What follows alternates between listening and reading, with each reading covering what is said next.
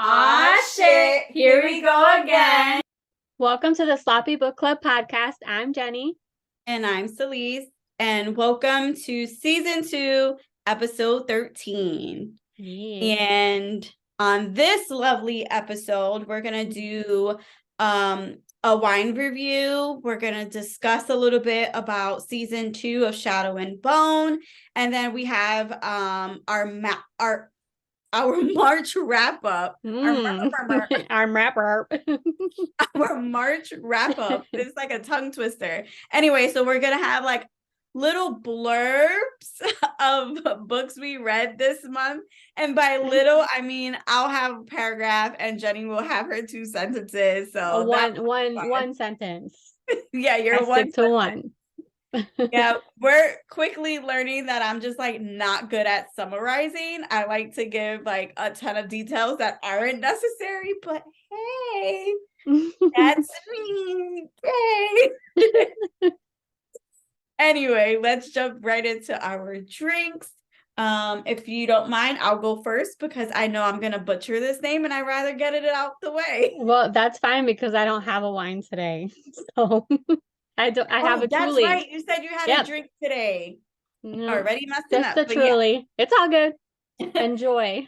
I'll cheers with you. How about that? Right. I have Soul Real Wino Verde.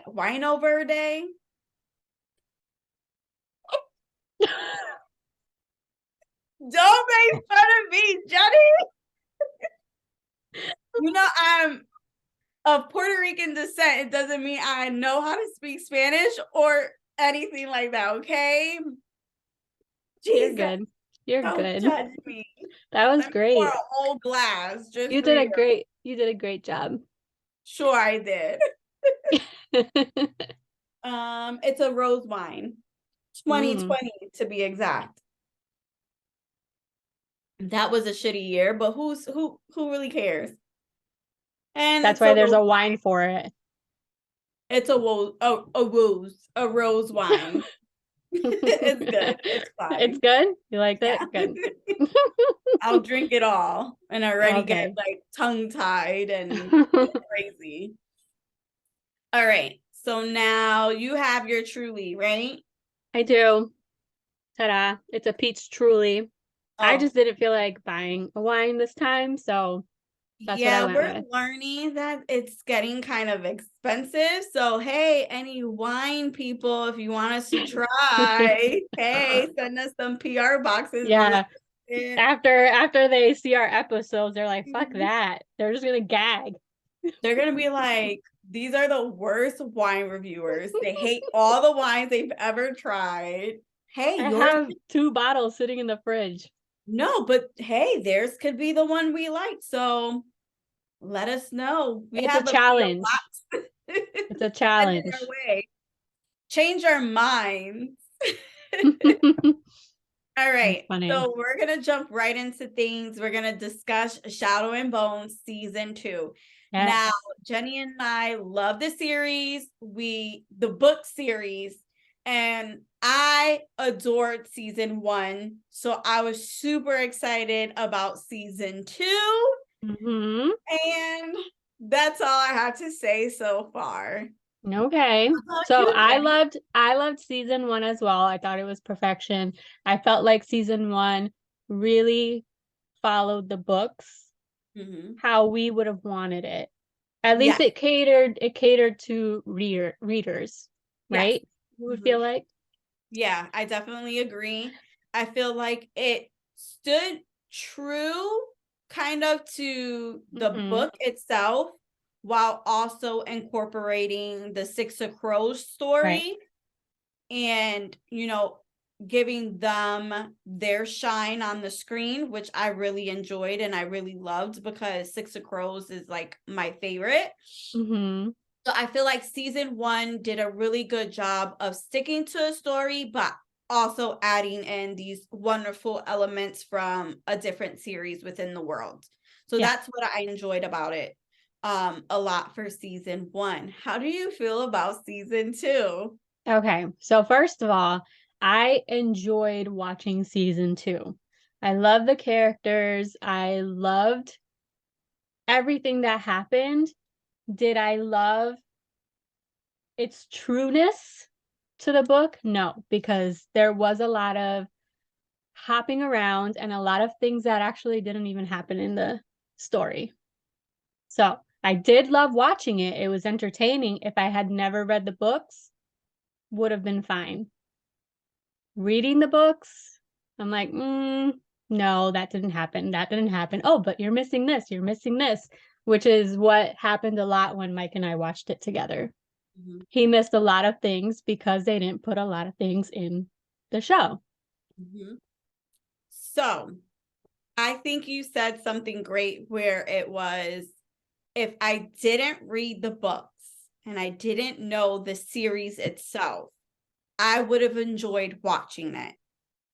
Now, because I have read the book and I know the series and how certain things happen, I hate to say it, but I hated it. Yeah. I really did not enjoy it.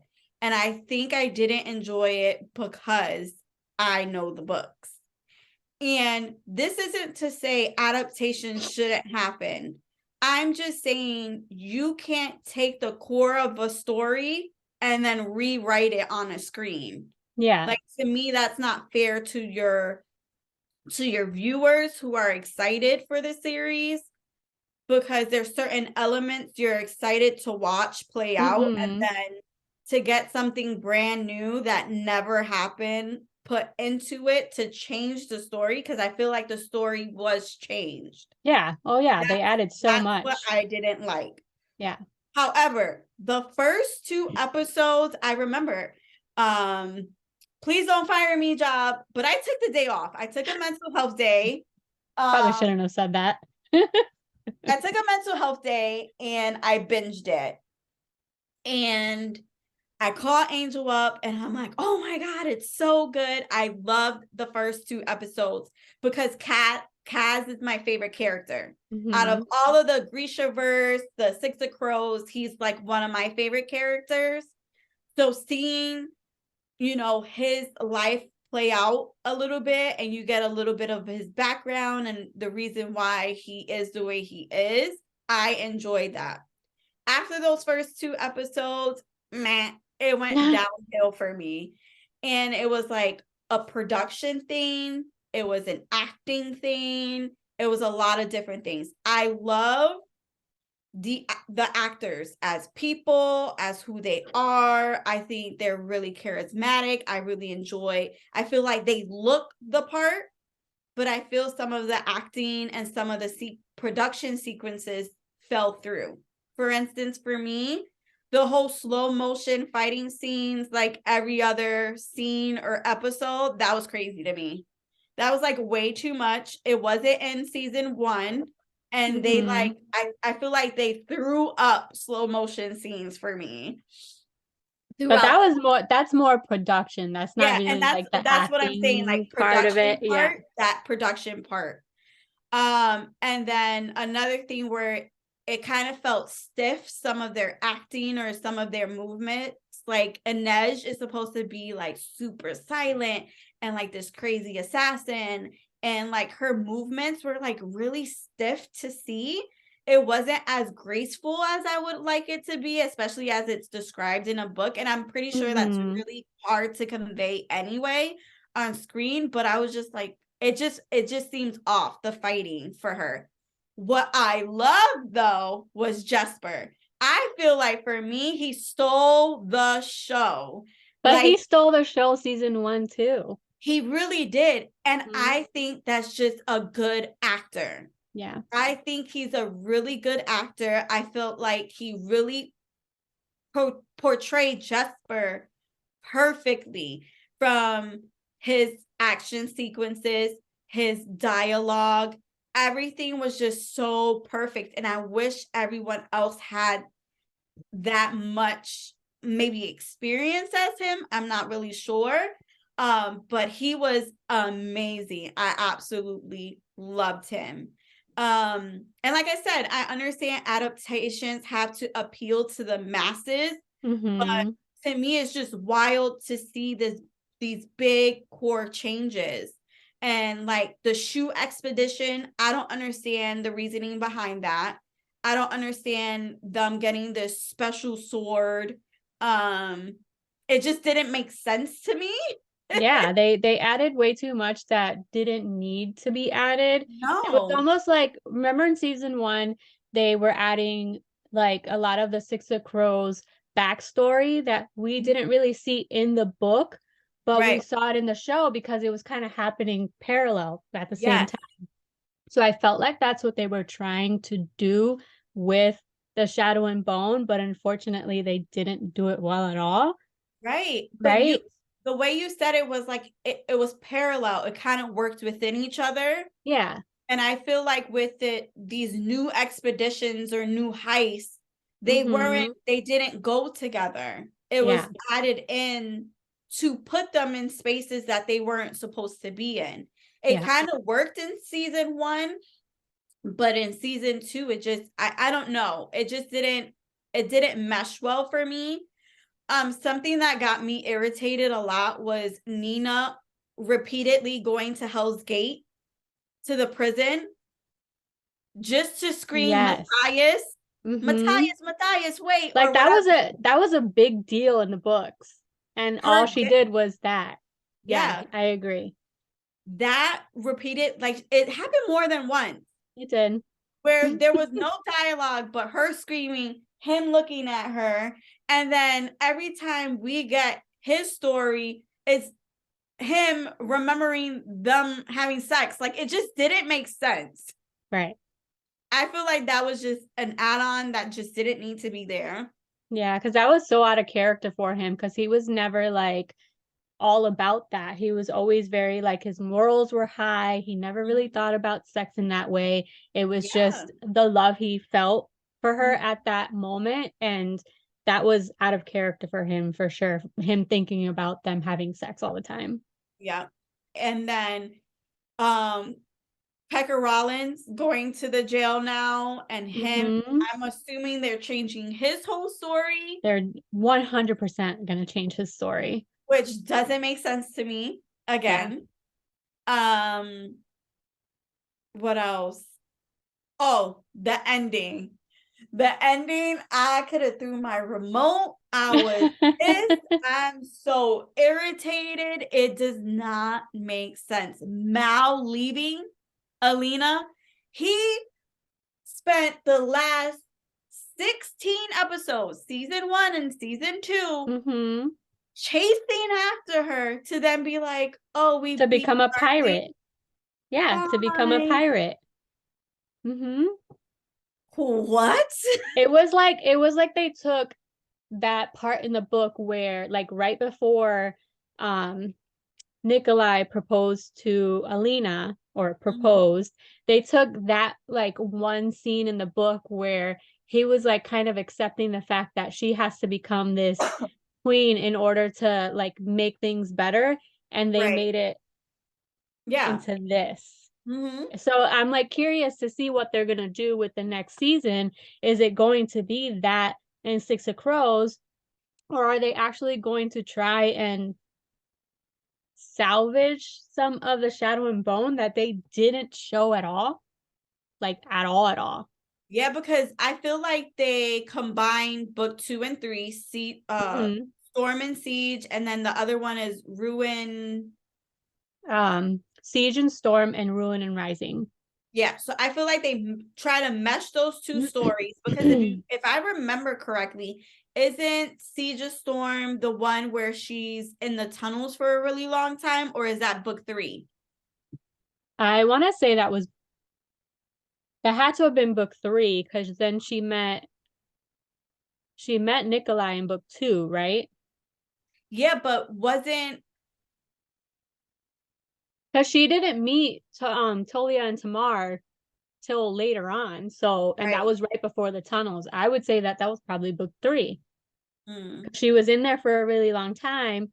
By I the time thought it she had, was I thought it was during the time they were running away from the Darkling, and they were in a church, and the twins are the ones who kind of direct her to go into the tunnels because they knew what was he, the apartheid or whatever, not apartheid, that's not it, the what was apparat the apparat the apparat. Yeah, they completely missed that because like they did show them going down to like the church and like under whatever And then that they thing were was. trapped there for like, I felt Yeah. like the majority of a book.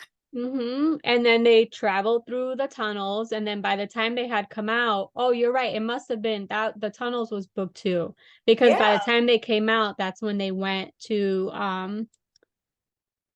the mountainside cliff, and then that's where Bagra had died. Yeah. In that cliff. Changing her death, like I understand her making that connection of Mal and them being related. So I understood that. I thought that was an okay change. Like I wasn't too mad about that. But the whole Mal leaving Alina to become a pirate, Alina now being, I don't know what she is, and that little evil smirk at the end. I'm confused. Oh yeah, I didn't like that at all. Like when she did the cut and then she smiled about, like, no, I didn't like that. Yeah, I'm Because she was confused. never like that.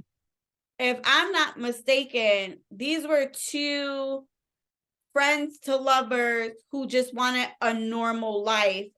They wanted to open up the orphanage and take care of kids and do all these things. And now she's like not doing that. It just didn't make sense. I agree. Yeah, that's how I felt.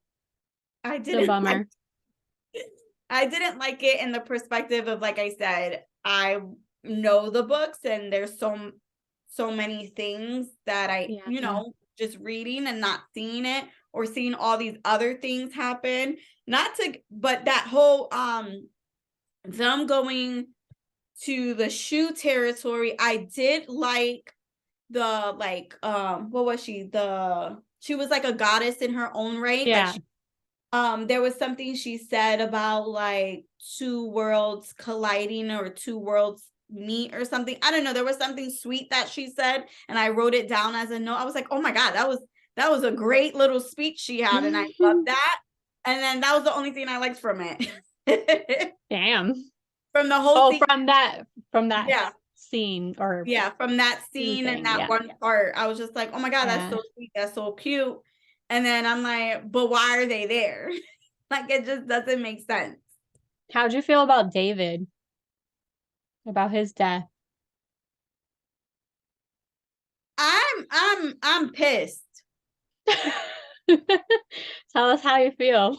I'm pissed. I love David. I love David in the books.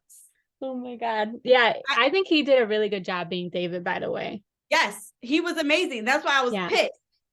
Because I wasn't expecting him to die. But apparently he does die. Yeah. Just not in those books, and not in that scene either. Especially without them getting like married too. Because weren't they like engaged or married? They were engaged. Yeah, I'm pissed. And for her to find like his little drawings of like the ring, that's fucked up. That's fucked up. That's fucked up. It was so uncalled for.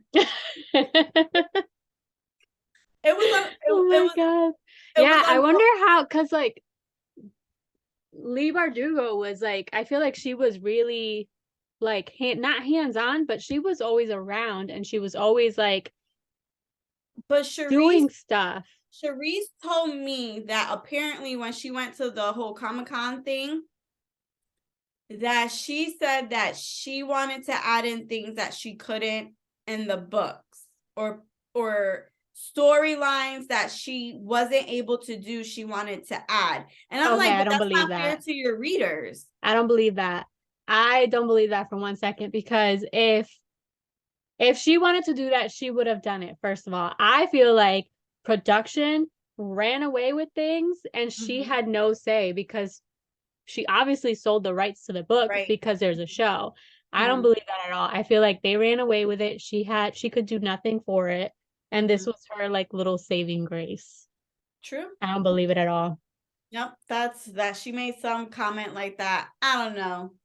I No. didn't like it. And I was devastated because I wanted to love it. It had Yeah. so much potential. They could have combined the two books like they were trying to do, but why add all of those things? I feel like the book was it was a good sturdy book. Like I don't Yeah. understand why they had to do that. It was a good story. It didn't need much changes. I mean, making it more, action and to like, have people who didn't read the books enjoy the show too. Like, I get it. I get it. But at the same time, you're messing with the core, the essence of the Mhm. story.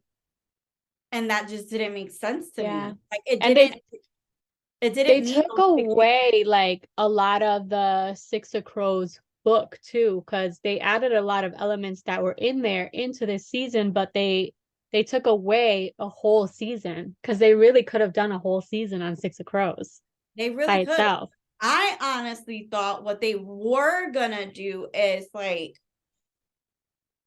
as they played out the Shadow and Bone 3 books, that essentially that would start to fizzle out, and then it would be like a Six and Crows kind of thing, and then maybe even like a Nikolai kind of thing, because he has his own story as well, especially with him getting like that whole demon shadow thing in him. So it's like that, like they could have transitioned it so much better. Yeah. And I feel like maybe it's more of like they don't know if they're getting a season 3. So let's try and jam pack as much as we can in season 2 in case like a season 3 doesn't happen.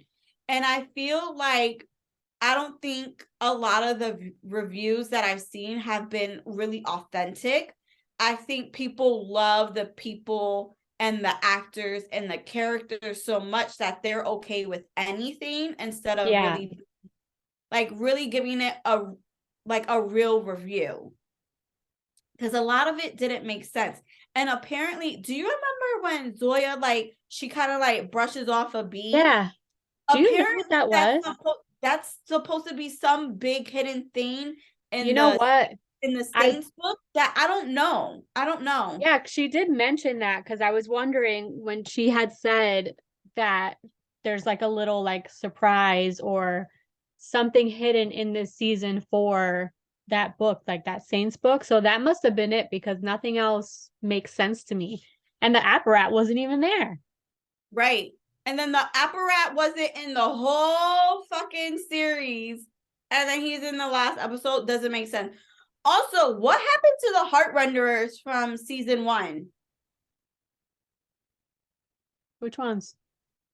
The one that finds Nina and the one that was with the Darkling the whole time.